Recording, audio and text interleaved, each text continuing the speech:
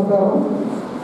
శ్రీమతి T Satyanarayana గారి విద్యాశాఖ మంత్రి తెలంగాణ ప్రభుత్వం స్వాగతం సుస్వాగతం. అదేవిధంగా మన ఎంపీ గడ్డ రంజిత్ రెడ్డి గారికి స్వాగతం సుస్వాగతం. మన రంజిత్ రెడ్డి గారికి అదేవిధంగా సత్యనారాయణ గారికి అందరికీ నా యొక్క హృదయపూర్వక నమస్కారం తెలియజేస్తున్నాను. ఇప్పుడు ఈ కార్యక్రమం మన సర్పంచ్ సంఘం అధ్యక్షుడు పురుషోత్తమ రెడ్డి గారిని మాట్లాడవలసిందిగా కోరుతున్నాం. మనము గత 2-3 రోజుల నుంచి చూస్తున్నాము. చేవెళ్ళ పార్లమెంట్ సభ్యులైనటువంటి డాక్టర్ గడ్డం రంజిత్ రెడ్డి గారు మిగిలిన నియోజకవర్గాల్లో కూడా పరిగి అటువంటి నియోజకవర్గాల్లో కూడా ప్రతి జీపీలో ప్రతి గ్రామ పంచాయతీకి ఒక టీవీ పంపిణీ చేస్తూ ఉన్నారు. నిన్న వికారాబాద్ నియోజకవర్గంలో కూడా 4 మండలాల్లో మోమిన్పేట, మర్పల్లి, కోటిపల్లి మండలంలో మేము టీవీలు పంచడం జరిగినాము. అలాగే మండలము అట్లాగే దారుడు మండలం లోపల ఈ పంపిణీ కార్యక్రమం కొనసాగుతూ ఉంది. వికారాబాద్ జిల్లా మొత్తంలో ప్రతి గ్రామ పంచాయతీలో కూడా ఏ ఒక్క విద్యార్థి కూడా విద్యకు దూరం కాకూడదు. ఈ సెల్ ఫోన్లు లేవని చెప్పు, లేకపోతే టీవీలు లేవని చెప్పు, సెల్ ఫోన్ విద్యకు దూరం కాకూడదు అనేటటువంటి ఉద్దేశంతో పెద్ద మనసు చేసుకొని జిల్లా మొత్తం అన్ని గ్రామ పంచాయతీలకు టీవీలు పంపిణీ చేస్తున్నటువంటి రంజితన్నను ఈ సభాముఖంగా మనం అందరం కూడా అభినందించాల్సిన అవసరం ఉందని చెప్పి తెలియజేస్తా ఉన్నాం. మనము అంతకుముందు కోవిడ్ బాగా తీవ్రంగా ఉన్నప్పుడు కూడా చూసినాము. ప్రతి గ్రామానికి గుడ్లు పంచినటువంటి ఘనత కూడా రంజితన్నని చెప్పి మరొకసారి మీ అందరికీ తెలియజేస్తా ఉన్నాను. కాబట్టి ఆపదలో ఆదుకున్నటువంటి వాళ్ళు చాలా గొప్ప మనసు చేసుకొని మన రంజితన్న చేస్తా ఉన్నాడు. కాబట్టి ఆయనకు మన నియోజకవర్గము మన జిల్లా తరపున అందరూ కూడా మరొకసారి ధన్యవాదాలు తెలియజేసుకుంటూ సెలవు. ఈ కార్యక్రమాన్ని ఎంచుకోవడం, ప్రతి గ్రామానికి ఒక గ్రామ పంచాయతీకి ఒక టీవీ ఇవ్వడం అనేది చాలా సంతోషించదగ్గ విషయం. కాబట్టి ప్రతి ఒక్కరూ ఆన్లైన్లో మన టీవీల ద్వారా విద్యను అంటే లెసన్స్ అందరూ వినాలి, ప్రతి ఒక్కరు చదువుకోవాలనే ఉద్దేశంతో గ్రామ పంచాయతీకి టీవీ ఇవ్వడం జరిగింది. కాబట్టి మనస్ఫూర్తిగా అభినందిస్తూ ఈరోజు ఈ కార్యక్రమానికి వచ్చిన ప్రతి ఒక్కరికి అందరికీ నా ధన్యవాదాలు తెలియజేస్తూ ముగిస్తున్నాను. ప్రతి ఒక్కరికి వేదిక మీద ఉన్నవారికి, వేదిక ముందు ఉన్నవారికి అందరికీ పేరు పేరు నమస్కారం. పెద్దలందరూ చెప్పినట్టు నిజంగా ఈ టీవీల టాపిక్ గురించి మాట్లాడే ముందు నేనేమంటానంటే నన్ను ఆదర్శంగా తీసుకోండి అది అంటున్నారు. నన్ను ఏదో టీవీ ఇచ్చినందుకు ఆదర్శంగా తీసుకోకండి. నేను చిన్నప్పుడు కష్టపడి చదువుకొని విద్యావంతునై ఆ విద్యను నిజంగా కరెక్ట్గా యూజ్ చేసుకొని ఒక 3-5 వేల రూపాయలకు జాబ్ చేసుకొని ఒక 1500 కోట్ల టర్నోవర్ తీసుకురాగలిగినట్టే నా విద్యను ఒక ఆయుధంగా వాడుతున్నాను. విద్యను ఒక సంపదగా వాడుకొని ఇక్కడ నాకు వచ్చినాను. దాన్ని ఆదర్శంగా తీసుకోవాలంటాను. నా రిక్వెస్ట్ ఏంటంటే మీ అందరినీ సభాముఖంగా ఒకటే కోరుకుంటున్నాను. వేదిక మీద ఉన్న పెద్దలందరికీ, వేదిక ఉన్న కింద ఉన్న అందరికీ కూడా మీ పిల్లలు, మీ తెలిసిన పిల్లలు అందరికీ విద్య ఇంపార్టెంట్ అన్నది ఎంత అంటే 20-30 సంవత్సరాల క్రితం మాకు అనిపించింది విద్య చాలా ఇంపార్టెంట్ అని మా అమ్మ వాళ్ళు చెప్పినప్పుడు. యాజ్ ఏ స్టూడెంట్ ఆ పిల్లలు ఉన్నప్పుడు నాకు అర్థం కాలేదు విద్య ప్రాముఖ్యత లేదు. చదువుకున్న తర్వాత ప్రాముఖ్యత తెలిసింది. నేనేమంటున్నా మీ పిల్లలైనా మీరు ఎవరైనా అంత ఇంపార్టెంట్ అనుకోని చదువుకునే టైంలో, కానీ వాళ్ళకి ఆవశ్యకత ఉంది. చదువుతో మీకు ఒక్కొక్క పేరు చెప్తే ఎంతోమంది సక్సెస్ స్టోరీస్ ఉన్నాయి. మన చిన్న చిన్న కుటుంబాల నుండి పుట్టి పెరిగి చదువుకొని అమెరికాకి వెళ్ళి ప్రతి కంపెనీ, పెద్ద company, name any company CEO is an Indian. ఆ ఇండియన్ బ్యాక్గ్రౌండ్ హిస్టరీ తీస్తే ఇక్కడ తీసుకొచ్చి చూస్తే చిన్న కుటుంబం వచ్చిన లేదు. వాళ్ళ సంపద, వాళ్ళ ఆయుధం 100% ఓన్లీ విద్యనే. సో అయితే ఈ విషయం ఎందుకు వస్తుందంటే మొన్న కోవిడ్ మహమ్మారితో అన్ని వ్యవస్థలు కుదురబడ్డప్పుడు ఏం చేయాలని చెప్పి ఆలోచించి ఆర్థిక వ్యవస్థ ఎట్లా దాన్ని చూసుకునే వాళ్ళు ఉంటారు. కాబట్టి ఆరోగ్యంగా పరంగా కూడా అందరం చేయుతనిచ్చినందుకే నిజంగా కోవిడ్ ఒక వరకు అరగడగలిగినాము. దాని తర్వాత విద్యా సంవత్సరం వేస్ట్ కావాలని చెప్పి ఒక ఆలోచనతో విద్యాశాఖ మంత్రి సవితా రెడ్డి గారు, DO గారు, జడ్పీ చైర్పర్సన్ అందరం ఒక జిల్లా పరిషత్ మీటింగ్లో కూర్చున్నప్పుడు ఈ ఆన్లైన్ క్లాసెస్ పెట్టాలని డిస్కషన్ వచ్చింది. నిజంగా మనం ఎవరో ఒక సబ్జెక్ట్ వేరేతో బాధపడిపోతుంది. ఒక విద్యా సంవత్సరం మిస్ అయిపోతే ఎట్లా అని చెప్పి కాన్ఫిడెన్స్ చాలా మంది పేరెంట్స్, చాలా మంది పిల్లలు ఎందుకంటే ఒక 10th క్లాస్లో ఇంటర్మీడియట్ ఉన్న వాళ్ళు వేరే కంట్రీస్కి వెళ్ళాలి, లేదా గ్రాడ్యుయేషన్స్కి వెళ్ళాలి. ఇలాంటిది ఏదైనా ఒక విద్యా సంవత్సరం మిస్ అయిపోతే ఎంతో కష్టపడి అక్కడికి వచ్చి ఉన్నదంతా పోతుందని చెప్పి భయపడి బాధపడే స్టేజ్లో ఆన్లైన్ క్లాసెస్ డిజిటల్ క్లాసెస్ మొదలెట్టాలని చెప్పి ఎప్పుడైతే పెద్దలు విద్యాశాఖ మంత్రులు కేసీఆర్ గారు డిసైడ్ చేశారో అప్పుడు ఆ డిస్కషన్లో ప్రతి ఒక్కరి దగ్గర స్మార్ట్ ఫోన్ ఉంటుంది, టీవీ ఉంటుంది అన్న టాపిక్ వచ్చింది. అండ్ సర్వే చేసినప్పుడు చాలా జిల్లాలో 80-90% ఉండే, కొన్ని జిల్లాలో 60% ఉందని పేపర్లో చదివారు. సో అలాంటప్పుడు ఏ విద్యార్థి కూడా ఆన్లైన్ క్లాసెస్ మిస్ కావద్దు, ఆన్లైన్ క్లాసెస్ మిస్ అయినప్పుడు విద్యా సంవత్సరం పోతుందన్న బాధ గురించి డిస్కషన్ వచ్చినప్పుడు నాకు మనసులో వెళ్ళింది.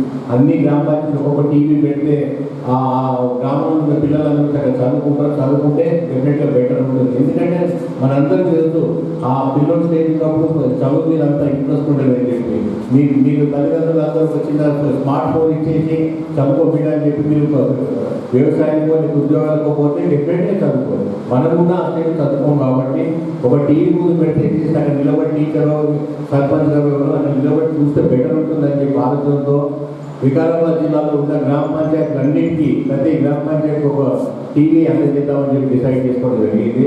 ఆ భాగంగా ఇక్కడ రావడం జరిగింది. విద్యాశాఖ మంత్రులు డిప్యూటీ చైర్మన్ సునీతా మహేందర్ రెడ్డి గారు స్థానిక శాసనసభ్యుల సమక్షంలో ఇక్కడ వికారాబాద్ ప్రాంతంలో అందరికీ ఇద్దామని చెప్పి రామచంద్ర రెడ్డి గారు అడిగి కొన్ని గ్రామ పంచాయతీ దీంట్లో కూడా కలిసి అని చెప్పి షెడ్యూల్ కూడా అడిగారు. వాటికి కూడా ఇవ్వాలని అది కూడా చూస్తా అని చెప్పి చెప్పుకుంటూ నేనేమంటానంటే ఇది ఎంత ఇంపార్టెంట్. నిజంగా మన రాష్ట్రం, మన తెలంగాణ బిడ్డగా ప్రతి ఒక్కరు చాలా సంతోషంగా ఎందుకు ఉండాలంటే ఒక సంక్షేమ పథకాలు కానీ అభివృద్ధి పథకాలు కానీ ప్రతి ఒక్కటి ఏది కూడా వెనుకబడకుండా ముందుకు సాగుతుంది. కాబట్టి మన గౌరవనీయులు పెద్దలు కేసీఆర్ గారిని నిజంగా అభినందించాలి. అన్నిటికంటే గొప్పది నిన్న నిజంగా ప్రవేశపెట్టిన రెవెన్యూ చట్టం. ఎంతమంది సంతోషంగా ఉందో రెవెన్యూ చట్టంతో. ఈ చెప్పంటే చెప్తున్నాయి అందరూ సంతోషంగా ఉన్నాయి. నేను కూడా గత 2-3 రోజులు తిరుగుతున్నా ప్రతి గ్రామాలు మండలంలో. ఎక్కడ చూసినా హర్షం ఎందుకు వ్యక్తం చేస్తుందంటే ఎన్నో సంవత్సరాల నుంచి రెవెన్యూ డిపార్ట్మెంట్తో బాధపడుతుంది. రెవెన్యూ డిపార్ట్మెంట్ గురించి మనం తప్పు పడతలేదు కానీ ఆ పద్ధతిలో లేదా ఆ క్రమంలో వాళ్ళ లిమిటేషన్ కాక చాలా మంది బాధపడ్డారు. కాబట్టి ఈ బాధలో అందరూ బయటపడతారు. దీనికి ఒక తెలంగాణ బిడ్డలే సంతోషపడరు. యావత్ భారతదేశం దీన్ని ఆదర్శంగా తీసుకొని ప్రతి రాష్ట్రంలో ఇది అమలు చేస్తారని చెప్పి అనుకుంటున్నాను. ఎందుకంటే మన కేసీఆర్ గారి దిశానిర్దేశంతో ఎన్నో పథకాలు తీసుకొచ్చిన ఆ పథకాలు చాలా రాష్ట్రంలో ఇంప్లిమెంట్ చేస్తున్నారు, అమలు చేస్తున్నారు. అట్లనే ఈ రెవెన్యూ చట్టం నిజంగా ఇంప్లిమెంట్ అయిన తర్వాత డెఫినెట్గా ప్రపంచంలో ఇతర దేశం ఇన్వెస్టర్స్ కూడా వచ్చి మన తెలంగాణ ఇన్వెస్ట్ చేస్తారు. ఎందుకంటే చాలా మంది భయభ్రాంతులు ఉంటారు. ఇక్కడ మ్యూటేషన్ జరగవు, రిజిస్ట్రేషన్ ప్రాబ్లం ఉంది, ఇవన్నీ క్లియర్ అయిపోతాయి. కాబట్టి మనందరం శిరస్సు వచ్చి కృతజ్ఞతలు చెప్పుకోవాలి మన గవర్నమెంట్ కేసీఆర్ గారు. నాకు ఈ అవకాశం ఇచ్చిన ప్రతి ఒక్కరికి కృతజ్ఞతలు చెప్పుకుంటూ నా రిక్వెస్ట్, నా విన్నపం అందరు సర్పంచ్లకి ఏంటంటే ఈ టీవీలు ఇచ్చినాక మా బాధ్యత అయిపోయింది. కాబట్టి మీరు ఒక 4-5 రోజులు కలెక్టర్గా, గౌరవ కలెక్టర్గా మొదలైన మాట్లాడాను ఈ డిష్ కనెక్షన్ ఇవ్వమని చెప్పి తన సర్కులర్ జారీ చేశారు. మీరు తల్లి దాంట్లో ఫండ్స్కి వెళ్ళి మీరు డిష్ కనెక్షన్ కూడా తీసుకోవచ్చు. మీరు డిస్కనెక్షన్ చేయండి, తర్వాత ఎయిర్టెల్ కరెక్ట్గా కనెక్ట్ అవుతుందని చెప్తున్నారు. ఎయిర్టెల్ కనెక్షన్ ఇచ్చి మ్యాక్సిమం 1-2 డేస్లో కనెక్ట్ చేయండి. చేసేది ఒక 4-5 రోజులు మీరు కష్టపడి ఫాలో అప్ చేస్తే పిల్లలు ఆటోమేటిక్గా చదువుకుంటారని చెప్పి మీ సభముఖంగా మీ అందరికీ రిక్వెస్ట్ చేస్తున్నాను. నాకు ఈ అవకాశం ఇచ్చిన ప్రతి ఒక్కరికి కృతజ్ఞతలు చెప్పుకుంటున్నాను. జై తెలంగాణ.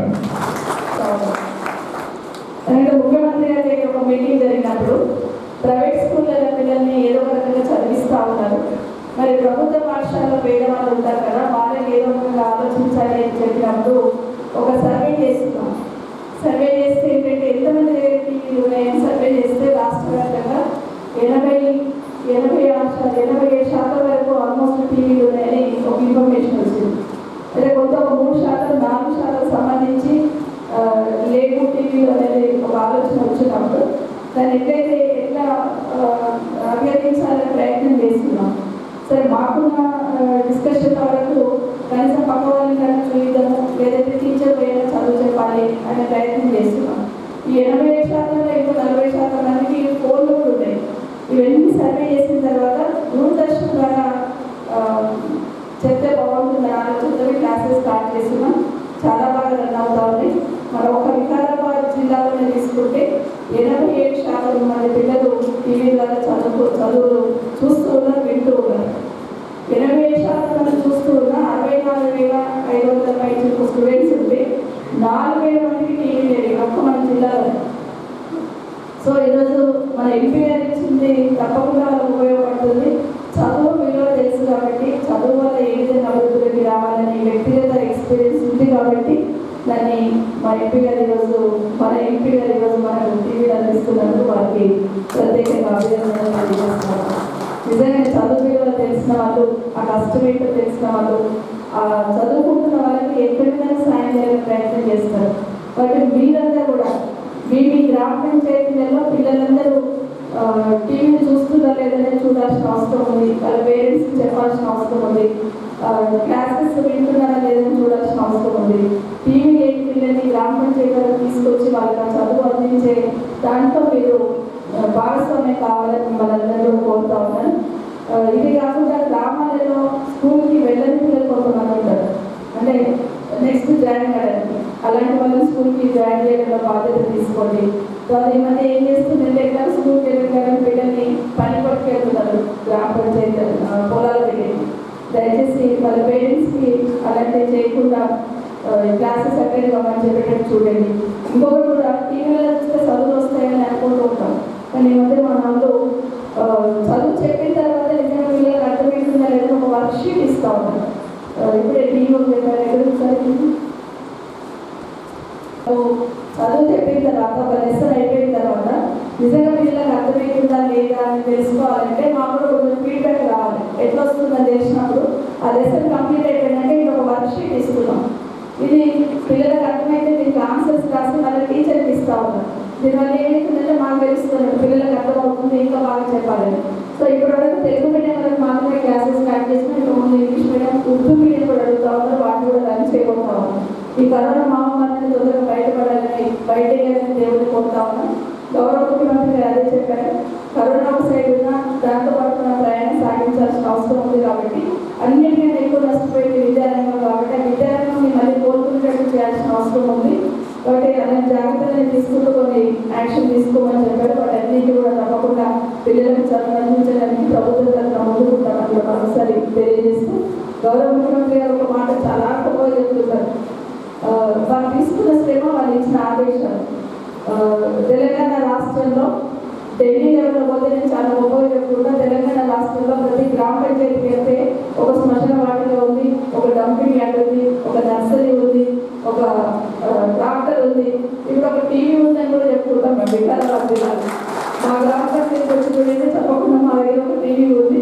ఆ టీవీలో అన్నీ కూడా ఇంటర్నెట్తో పాటు అన్ని మేము పెట్టుకొని అన్ని సౌకర్యాలు కల్పించుకునేట్టు చేస్తున్న ఆలోచన ఈరోజు చాలా గర్వంగా ఉంది. వీళ్ళందరినీ కూడా మరొకసారి దీంట్లో భాగస్వామ్యాన్ని కోరుకుంటూ, మన ఎంపీ గారు చెప్పినట్టు తెలంగాణ రాష్ట్రం వచ్చినప్పుడు ఏ విధంగా సంతోషపడ్డామో, నిన్న గౌరవ ముఖ్యమంత్రి గారు పెట్టిన రెవెన్యూ బిల్లుతో తెలంగాణ రాష్ట్ర ప్రజలందరూ సంతోషపడుతున్నారు. కానీ ముఖ్యమంత్రి గారు పెద్ద మనసు ఏంటంటే రెవెన్యూ బిల్ పెట్టిన తర్వాత ఎవరైతే ఎఫెక్ట్ అవుతుందో, మీఆర్ఓలు ఎవరైతే ఎఫెక్ట్ అవుతుందో వాళ్ళందరికీ కూడా ఇంకొక డిపార్ట్మెంట్లో అవకాశం కల్పించే ఒక పెద్ద నిర్ణయం తీసుకున్నారు కదా. నిజంగా చాలా పెద్ద నిర్ణయం. వారికి చాలా చాలా ధన్యవాదాలు. దాంతోపాటు సర్వే చేయాలనుకుంటున్నారు. ఇక సర్వే చేసి పెట్టేస్తే గట్టుదల చెట్టుదల ఉండకుండా ఉంటుంది అనే ఉద్దేశంతో ఎప్పుడో నిజాంనామా ఉన్నప్పుడు చేశారట. కాబట్టి మళ్ళీ ఒకసారి అంతా డిజిటల్ సర్వే చేసి అందరికీ పగడబందిగా బౌండరీస్ ఫిక్స్ చేసి మ్యాప్తో సహా మంచి పాస్బుక్ ఇస్తూ ఫ్యామిలీ ట్రీ కూడా దాంట్లో పెట్టబోతా ఉన్నారు. నిజంగా చాలా సంతోషం. చాలా పెద్ద నిర్ణయం, కూడా సాహసోపేతమైన నిర్ణయం. వాటి మనం తీసుకున్న నిర్ణయం సక్సెస్ అయ్యేటట్టు తప్పకుండా భగవంతుడి ఆశీర్వాదం సంపూర్ణంగా ఉంది ముఖ్యమంత్రి. ఎందుకంటే నేను ఒకటి గమనించాను, నాకు ఎప్పుడైనా ఒక మంచి కార్యక్రమం చేస్తే పైన దేవుడు ఆశీర్వదిస్తారని ఎట్లా ఆశీర్వదిస్తారని ఆలోచిస్తూ ఉంటారు.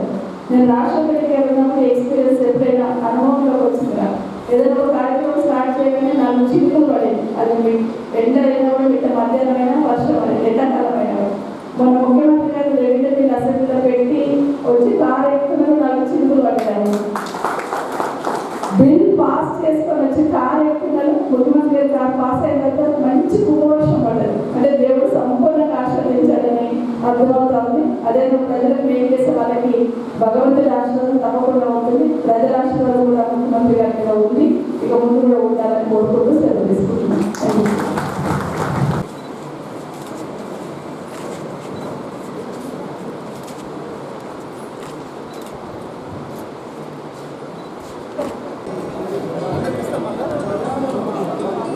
విజయలక్ష్మి గారు అదే మున్సిపాలిటీ పాదూరు సర్పంచ్ లలితమ్మ,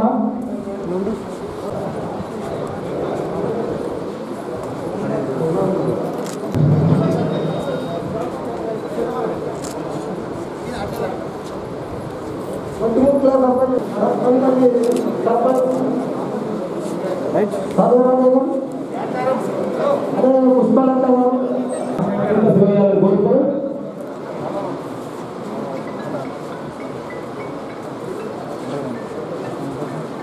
శంకర్ కొంచెం